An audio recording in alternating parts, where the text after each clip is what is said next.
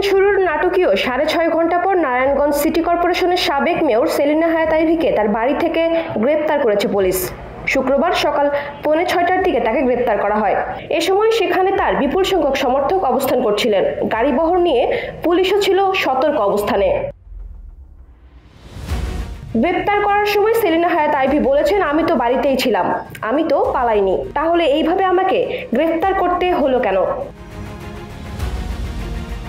বৃহস্পতিবার রাত 11:30টার দিকে আইভীকে গ্রেপ্তারের পর নারায়ণগঞ্জ জেলা শহরের দেহবগ এলাকায় তার নতুন বাড়িতে অভিযান চালায় পুলিশ। এ খবর পেয়ে আইভীর সমর্থকরা বাড়ির সামনে অবস্থান নেন এবং দুটি সড়কের 10 থেকে 15টি পয়েন্টে বাঁশ দিয়ে অবরোধ করেন। নাটকীয় অভিযানের পর আইভীকে নিজ বাড়ি থেকে গ্রেপ্তার করে নিয়ে যাওয়ার সময় তাকে বহনকারী গাড়ির ওপর হামলা হয়েছে। এ সময় র্যাব ও পুলিশের গাড়ি লক্ষ্য করে ইটপাটকেল নিক্ষেপ ও ককটেল বিস্ফোরণ হয়। এতে পুলিশের 2 সদস্য সহ 5 জন আহত হয়েছেন। আদালতে নেওয়ার পর হত্যা মামলায় গ্রেপ্তার দেখিয়ে সেলিনা হায়াত আইভীকে গাজীপুরের কাশিমপুর মহিলা কেন্দ্রীয় কারাগারে নেওয়া হয়েছে।